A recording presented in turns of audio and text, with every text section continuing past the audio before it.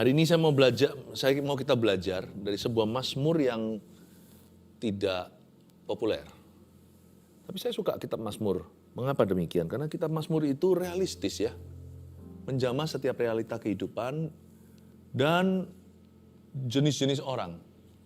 Mazmur tidak ditulis oleh orang saleh, tidak ditulis hanya oleh nabi, tapi orang berdosa yang bergumul seperti kita sehari-hari. Khususnya Mazmur 10, saya berikan tema khotbah renungan singkat hari ini, sewaktu Tuhan terasa jauh. Pernah merasa jauh? Pernah merasa jauh dari Tuhan? Atau sebaliknya, merasa Tuhan kok jauh ya dari hidup kita ya? Kalau nggak pernah, namanya bukan manusia. Jujur saya pun pernah, dari waktu ke waktu saya alami, hanya tidak nampak. Bukan karena saya sembunyikan, karena saya hidup dari iman. Saya hidup oleh iman saya, bukan oleh perasaan. Nah, kalau kita mau ikut perasaan, roller coaster nanti, naik turun, nggak keruan. Tapi kalau orang bisa hidup berdasarkan imannya, kehidupan kita akan stabil. Kehidupan kita itu akan seimbang. Makanya itu, saya ingin kita belajar untuk beriman pada Tuhan. Termasuk ketika kita merasa kok Tuhan jauh ya. Perasaan sih bisa menipu ya. Tapi kebenaran adalah kebenaran. Tuhan tetap ada di dekat kita. Dia berjanji tidak pernah meninggalkan kita, tidak pernah menolak kita. Ya sudah, terimalah mentah-mentah. Namanya aja Immanuel, Allah beserta. Dan Yesus berkata, aku menyertai kamu senantiasa sampai pada akhirnya. Udah, pengetahuan itu cukup. Gak perlu minta tanda peneguhan apa. Itulah pengenalan akan Allah. Tapi Mazmur 10 ini bagus sekali. Ini mazmurnya orang yang merasa Tuhannya jauh. Kita baca dulu ya. Ayat 1. Mengapa engkau berdiri jauh-jauh ya Tuhan, dan menyembunyikan dirimu dalam waktu-waktu kesesakan. Karena congkak orang fasik, giat memburu orang yang tertindas. Mereka terjebak dalam tipu daya yang mereka rancang. Karena orang fasik memuji-muji keinginan hatinya. Dan orang yang loba mengutuki dan menista Tuhan. Kata orang fasik itu dengan batang hidungnya ke atas. Allah tidak akan menuntut, tidak ada Allah. Itulah seluruh pikirannya. Tindakan-tindakannya selalu berhasil. Hukum-hukummu tinggi sekali, jauh dari dia. Ia menganggap remeh semua lawannya. Ia berkata dalam hatinya, aku tak akan goyang. Aku tidak akan ditimpa malapetaka turun-temurun. Mulutnya penuh dengan sumpah serapah, dengan tipu dan penindasan. Di lidahnya ada kelaliman dan kejahatan. Ia duduk menghadang di gubuk-gubuk, di tempat yang tersembunyi. Ia membunuh orang yang tak bersalah. Matanya mengintip orang yang lemah. Ia mengendap di tempat yang tersembunyi. Seperti singa di dalam semak-semak. Ia mengendap untuk menangkap orang yang tertindas. Ia menangkap orang yang tertindas itu dengan menariknya ke dalam jaringnya. Ia membungkuk dan meniarap. Lalu orang-orang lemah jatuh ke dalam cakarnya yang kuat. Ia berkata dalam hatinya, Allah melupakannya. Ia menyembunyikan wajahnya dan tidak akan melihatnya untuk seterusnya. Bangkitlah ya Tuhan. Ya Allah, ulurkanlah tanganmu, janganlah lupakan orang-orang yang tertindas. Cukup sampai ayat 12. Sejauh ini aja membaca ini gak mudah. Saya yakin Anda setuju. Isinya keluh kesah. Siapa yang menulis ini? Ini adalah sambungan dari pasal 9.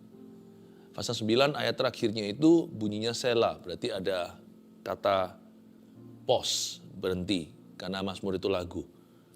Ayat pasal 9 sebelumnya nggak usah dibuka, itu Mazmur Daud. Ternyata Daud juga pernah merasa Tuhan jauh. Daud loh ini nenek moyang Tuhan Yesus. Daud loh ini raja yang merangkap sebagai seorang nabi dan imam juga. Orang sudah sepangkat itu dan diurapi langsung oleh Nabi Samuel. Orang yang sudah melihat mujizat Tuhan, Goliat pun tumbang di depan. Seorang yang hatinya berkenan pada Tuhan aja bisa curhatnya itu tidak terdengar terlalu rohani. Kalau kita nggak tahu penulis Mazmur ini siapa, kita anggap dia pasti orang berdosa yang ya unda-undilah seperti kita ini yang bukan nabi, bukan siapa-siapa. Karena kalau Anda membaca dari ayat kedua seterusnya, itu isinya kan kepahitan sama orang. Aduh, Ternyata dia merasa Tuhan jauh, bukan karena Tuhan jauh beneran. Bukan karena Tuhan jauh sungguhan, tapi orang ini pahit sama kehidupan. Mungkin lagi susah hidupnya. Gak susah 1-2 hari, 1-2 minggu, susahnya cukup lama. Orang itu ya bisa berubah kalau dia di dalam tekanan terlalu lama. Kalau dia dalam masalah gak keluar-keluar dari sana. Awal-awal masih bisa bersyukur, 10 tahun lain cerita.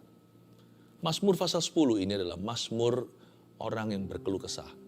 Ini mazmur orang yang merasa Tuhan jauh dari dia. Coba lihat ayat 1. Mengapa engkau berdiri jauh-jauh ya Tuhan? Seolah-olah protes ya. Tapi kalau nada ini kurang ajar, gak mungkin jadi firman hari ini di dalam Alkitab. Berarti feeling atau perasaan kita itu legitimate. Tuhan menerima perasaan kita. Kita boleh jujur datang kepada Tuhan. Gak perlu pasang kedok apa-apa. Sama Tuhan tuh kita telanjang di matanya. Daud tidak sembunyikan feelingnya. Pemazmur di sini ngomong apa adanya. Tuhan gak marah kok. Kok lancang bicara. Tidak. Dia berkata, mengapa engkau berdiri jauh-jauh, itu bukan tuduhan.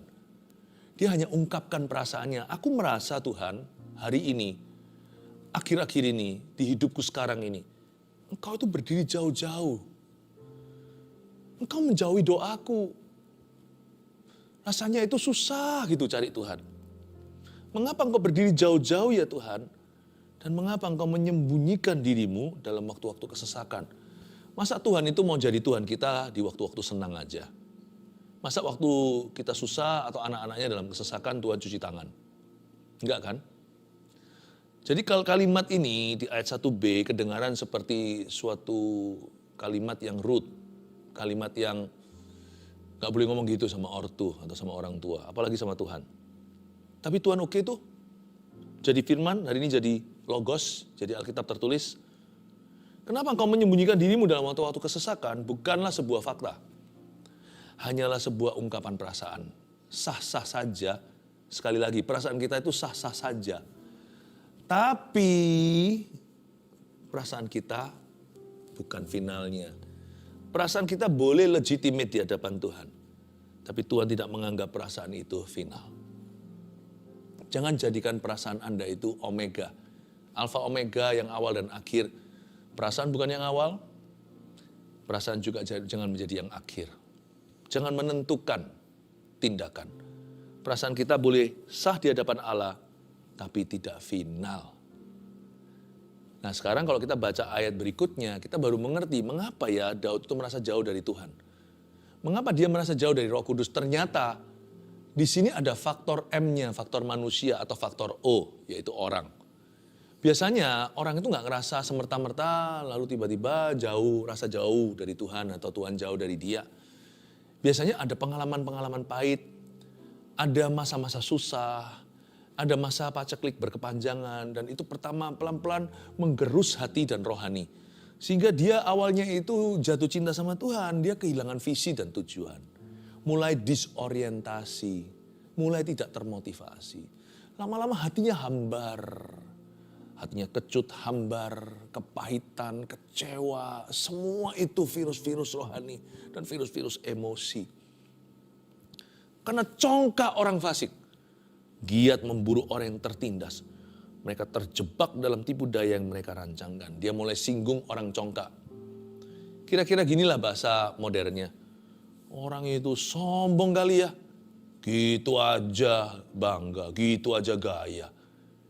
Dimulai ketika dia lihat orang, hatinya mulai berapa senti ditarik jauh. Bukan karena dia memang kepo sama orang lain atau mau tahu, bukan. Tapi mungkin dia sendiri susah, lihat orang memegahkan diri di atas kesusahannya. Agak ada perasaan gak terima, sangat lumrah sebagai manusia. Karena congkak orang fasik giat memburu orang yang tertindas. Dia menganggap dirinya lah yang tertindas. Kalau Anda membaca ayat 2 ke bawah, itu ada banyak sekali ulasan-ulasan pemazmur. Pada dasarnya dia itu mengeluhkan dan dia menganggap dirinya orang yang tertindas itu.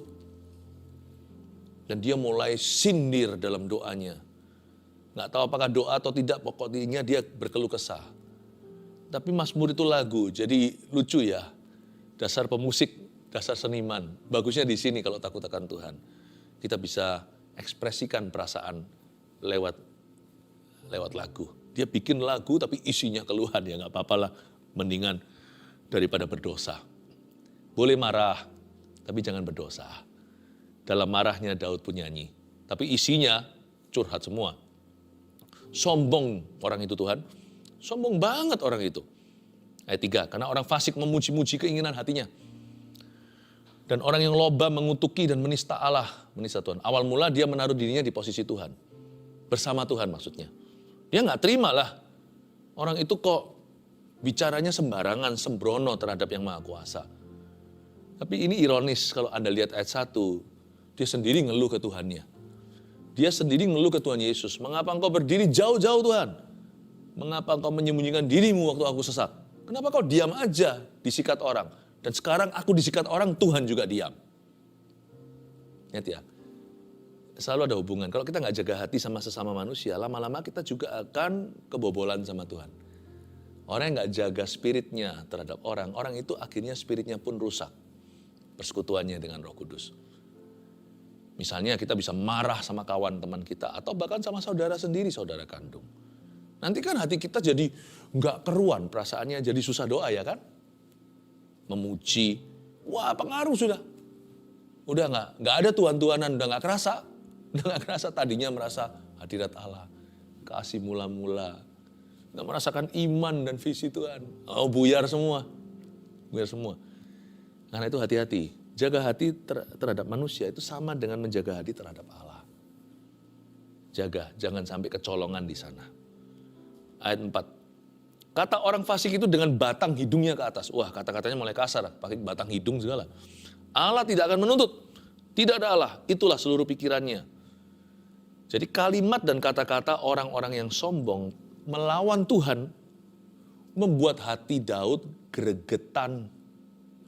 Menjadikan dia emosian. Loh, meskipun maksud hati kita betul. Kita nggak terima Tuhan dibilang begitu.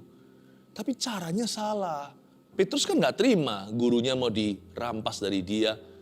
Waktu Tuhan mau ditangkap itu loh orang bawa pentung, bawa pedang di Taman Getsemani. Apa yang Petrus lakukan? Dia ambil pedang, potong telinga orang. Kebetulan yang dipotong itu telinganya hamba imam besar yang diutus untuk memimpin rombongan. Pikirkan coba. Tuhan tetap tegur dia, jangan begitu. Lalu ditempelkan kuping itu. Kata orang fasik dengan batang hidungnya ke atas. Words of the proud. Kalimat orang-orang yang angkuh membuat Daud terpancing emosinya. Makanya saya selalu beritahu gini kalau ada orang yang sedang perang di media sosial. Wah berdebat gak keruan. Saya selalu beritahu sama jemaat GMS dan saya ajarkan juga pada keluarga saat teduh bersama. Dua-duanya keluarga yang saya cinta, keluarga rohani. Jangan ikut-ikutan yang gitu-gituan ya. Terus aja berbuat, terus bertumbuh, terus melayani, terus rendah hati. Terus mengasihi, dan terus capai imanmu. Kalau enggak nanti kita terseret dalam dosa orang, terbawa-bawa dalam suasana keruh yang sama sekali Tuhan tidak panggil kita berada di sana. Hati Daud kepancing, ikut-ikut gregetan dan kehilangan damai sejahtera. Salah siapa? Salah sendiri. Sukacitanya tercuri. Ngapain kita mencoba menjadi Tuhan Yesus? Orang mau bilang apa tentang Tuhan? Tuhan gak goyah kok. Tuhan gak perlu seorang pembela. Tuhan hanya butuh seorang penurut. Tuhan tidak butuh lawyer atau pengacara. Tuhan itu jadikan murid. Jadikan murid Anda dan saya. Yang penting itu bukan korban bakaran. Yang penting itu taat dan setia. Orang mau ngomong apa tentang Tuhan seperti menendang gala. Kaki tendang besi, siapa yang sakit? Kaki lah. Allah adalah Allah. Mau dibilang mau apa, mau dikata-katain apapun. Tuhan hanya tertawa di sorga dan berkata, tunggu tanggal mainnya. Tunggu waktumu tiba. Bukan berarti Tuhan tidak perlu dibela. Ada hal-hal tertentu, saat-saat tertentu kita harus berdiri bagi iman kita. Kita harus bisa menjelaskan keyakinan kita.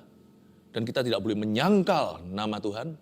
Oh, dengan segala resiko, berdirilah teguh, apapun aniaya. Yang kayak begitu itu kita berdiri dalam kebenaran. Bukan membela sekedar emosian. Ini Daud kepancing. Ayat 5, tindakan-tindakannya selalu berhasil. Nah, mulai iri nih ya. Hukum-hukummu tinggi sekali jauh dari dia. Ia menganggap remeh semua lawannya. Siapa ia di ayat 5? Dia mulai menuding dan menunjuk orang-orang fasik, orang-orang berdosa. Tindakan-tindakannya itu selalu berhasil. Kenapa ya? Dia mulai iri dengan hasil orang lain. Hampir tergelincir dia karena dia iri hati atau cemburu sama orang fasik. Ayat 6, ia berkata dalam hatinya, aku tak akan goyah. Aku tidak akan ditimpa malapetaka turun-temurun. Mulutnya penuh dengan sumpah serapa, dengan tipu dan penindasan. Daud mulai ungkit-ungkit dosa orang. Di lidahnya ada kelaliman dan kejahatan. Ya bolehlah. Mungkin dosa orang lain mencolok. Tapi dosa kita mungkin tersembunyi, terselubung. Udahlah jangan hakimi. Ada hakimnya sendiri kok, Tuhan Yesus itu hakim yang hidup dan mati. Kecuali kalau orang berdosa datang kita untuk dibantu, ya kita bantu dia. Dosa apa aja yang perlu diselesaikan dan dibereskan. Tapi kalau cuman sekedar melihat secara masyarakat luas, lalu kita itu nggak terima, kenapa ini gini, kenapa gitu, lalu iri dengan hasil orang, kok enak ya hidupnya dia ya. Nggak perlu setia. Dia nggak setia sama perjanjian. Di sana sini semua ada simpanan. Wah enak ya hidup orang itu. Jangan-jangan kita ingini dosa orang. Awal-awal kita hanya iri dengan hasilnya. Kok enak ya? Dia bisa hidup tanpa perasaan guilty. Sehat lagi. Aku melayani Tuhan. Kenapa aku sakit? Itu orang korupsi. Itu cara-cara dia berbisnis itu. Semua melanggar firman. Kenapa dia setiap tambah tahun tambah kaya? Kenapa saya bayar tagihan aja? Perlu berupaya. Jangan-jangan awal mula kita hanya iri dengan hasil orang. Lama-lama kita jadi menginginkan dosanya loh. Begitulah cara setan dalam tipu muslihatnya memancing kedagingan. Hati-hati jaga hatimu. Daud mulai iri dengan hasil orang lain. Tindakan-tindakannya kenapa selalu berhasil. Mungkin dia menunjuk kepada raja-raja tetangga kali. Raja-raja Mesir, raja-raja Babilonia, raja-raja Persia, raja-raja apapun yang ada di zamannya. Orang Filistin. Ayat yang ke-8. Ia duduk menghadang di gubuk-gubuk di tempat yang tersembunyi. Ia membunuh orang yang tak bersalah. Matanya mengintip orang yang lemah. Ia mengendap di tempat yang tersembunyi seperti singa di dalam semak-semak. Ia mengendap untuk menangkap orang yang tertindas. Ia menangkap orang yang tertindas itu dengan menariknya ke dalam jaringnya. Ia membungkuk dan meniarap. Lalu orang-orang lemah jatuh ke dalam cakarnya yang kuat. Ini jebakan iman. Awal mula dia mengidentifikasi dirinya sendiri sebagai orang sang tertindas. Tapi sekarang dia mulai menyebut orang-orang tertindas tanpa nama, tanpa wajah, dia tidak tahu entah mereka siapa. Pokoknya secara umum pukul rata. Manusia kan suka apa itu? Generalisasi apa ya? Mungkin suka untuk generalize atau suka untuk pukul rata. Misalnya, semua orang kata-katain kamu loh. Masa benar semua orang paling cuma 2-3. Wah, gak ada satu orang pun yang cinta dan mengerti aku. Masa betul? Kita aja belum ketemu sama semua orang di dunia. Masa kita bisa konklusi begitu? Aku nih orang yang paling kasihan di seluruh dunia. Ya, manusia suka pukul rata. Dan di sini Daud mulai blur, mulai kabur. Dia mulai merasakan dunia ini gak fair. Hidup ini gak adil. Kelihatannya mulia ya, sense of justice atau jiwa keadilan seseorang. Tapi lebih dari spirit yang gak terima. Lebih dari sebuah roh yang penasaran. Dari suatu hati yang condongnya gravitasi kepada kepahitan. Bukan orang-orang yang hatinya dipenuhkan oleh Tuhan, lalu dia bisa mengusahakan dan merindukan serta mendoakan, bahkan mengupayakan keadilan bagi orang lain.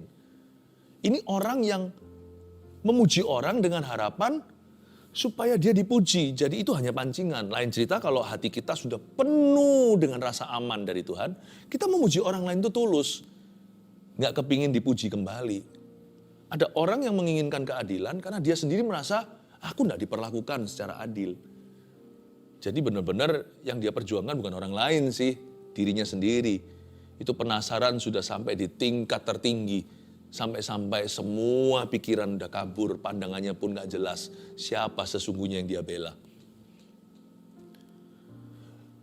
Dia berkata di sini ayat 8 sekali lagi, ia duduk menghadang di gubuk-gubuk, ia di sini orang fasik. Di tempat yang tersembunyi ia membunuh orang yang tak bersalah. Ini bukan Daud lah. Daud masih hidup, pemazmur ini masih bisa nulis. Sense of injustice, tidak ada seperti perasaan tidak adil yang bisa membuat kita rasa jauh dari Tuhan. Seringkali kita dengarkan orang mengeluh gini, kalau ada Tuhan kenapa ada penderitaan? Saya nggak ngerti motivasinya apa kalau kita tanya begitu. Dan kadang-kadang kita merasa nggak terima. Kenapa? Kenapa kalau memang ada hakim orang hidup dan mati, kenapa dunia ini penuh dengan ketidakadilan? Sense of injustice membuat seseorang menjadi ateis. Nggak ada Tuhan-Tuhanan lah. Kalau ada Tuhan, masa begini? Kalau ada Tuhan, masa orang baik mengalami perkara buruk? Mengapa orang jahat dibiarkan? Saya nggak perlu menjawab itu karena hari ini poinnya bukan itu. Poinnya adalah bagaimana kita bersikap hati waktu kita, kalau perasaan kita menipu dan berkata Tuhan jauh. Tapi semua ini tidak membuat Daud berdosa. Karena Daud membawa semua hati dan curahannya kepada Allah. Gak seperti kita, kalau kita merasa Tuhan jauh, sebagian kita ke narkoba, ke alkohol, ke dosa seksual, ke hobi-hobi yang menjadi kecanduan, padahal seharusnya gak apa-apa kalau itu dalam takaran yang sehat. Manusia itu cenderung untuk terbelenggu. Tapi Daud tidak demikian. Mazmur 10 ini indah, sekalipun isinya itu mengganggu. Tapi isinya ini jujur sekali. Feeling seorang laki-laki, feeling seorang manusia biasa. Tapi seperti yang saya katakan di ayat pertama, perasaan sih sah-sah saja. Tapi jangan jadikan final. Ia membunuh orang yang tak bersalah dan sebagainya. Menangkap orang yang tertindas, menariknya ke dalam jaring, membungkuk meniarap. Orang lemah jatuh ke dalam cakarnya yang kuat. Daud mulai marah. Ayat 11, ia berkata dalam hatinya, Allah melupakannya, ia menyembunyikan wajahnya dan tidak akan melihatnya untuk seterusnya. Disinilah di ayat 11, karena terlalu sering dan terlalu melihat fakta dan realita, dia mulai percaya kata-kata orang fasik. Tapi untungnya dia bawa dalam doa. Their words finally have gotten to him. Dalam bahasa Inggrisnya. Hati-hati ya. Dalam candaan misalnya, wah gini ya kamu, wah memang kamu itu dari antara kita semua paling gak pinter ya.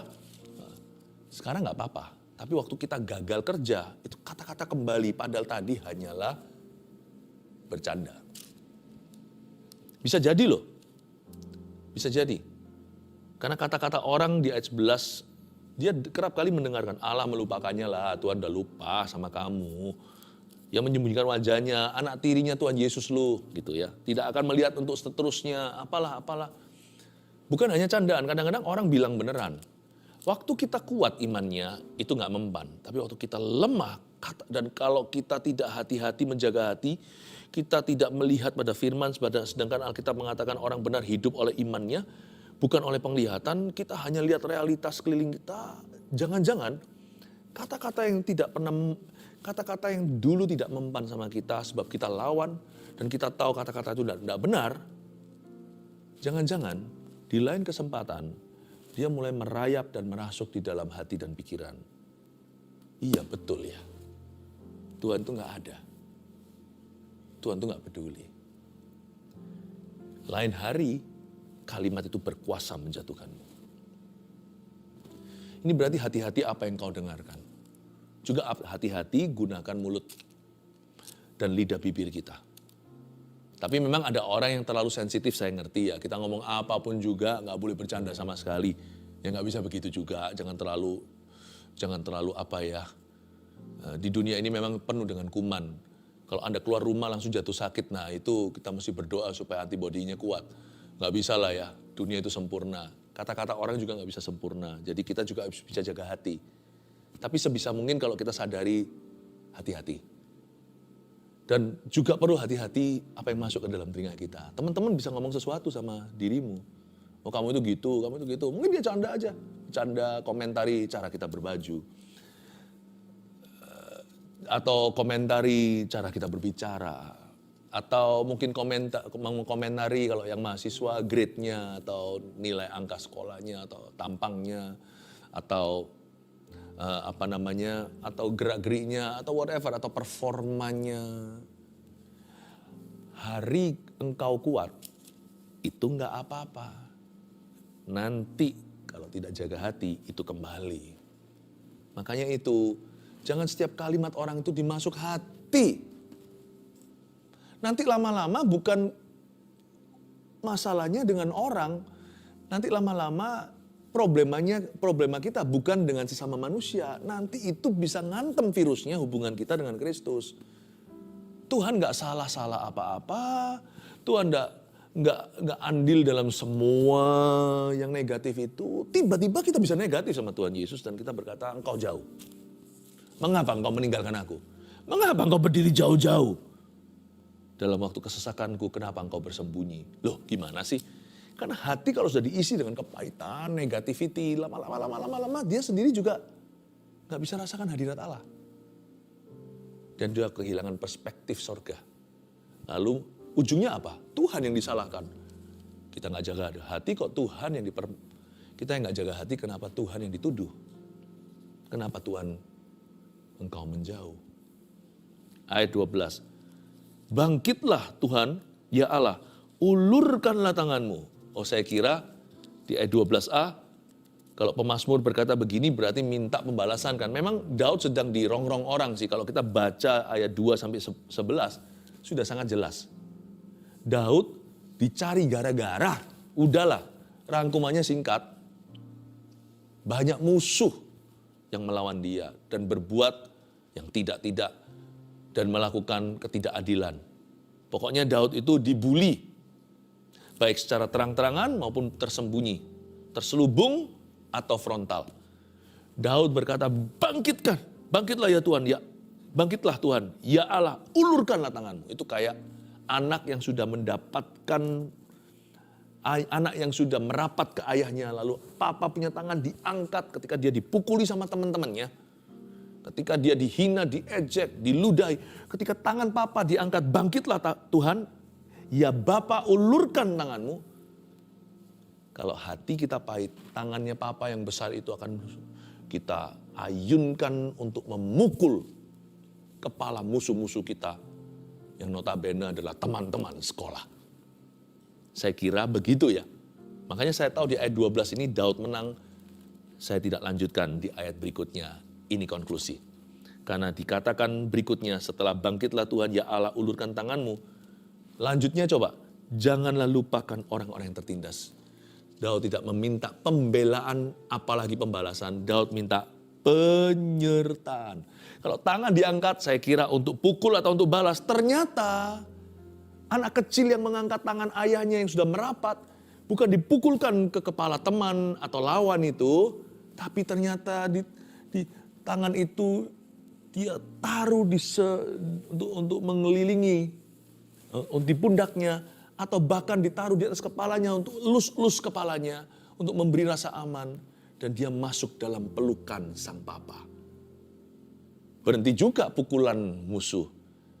Kalau Anda sudah di tangan Tuhan, siapa berani lawan? Jikalau Allah di pihak kita, siapa lawan kita? Tapi Daud, yang saya ilustrasikan sebagai anak kecil yang dibully, angkat tangan papanya, bukan untuk pukul lawannya, tapi untuk rangkul dia.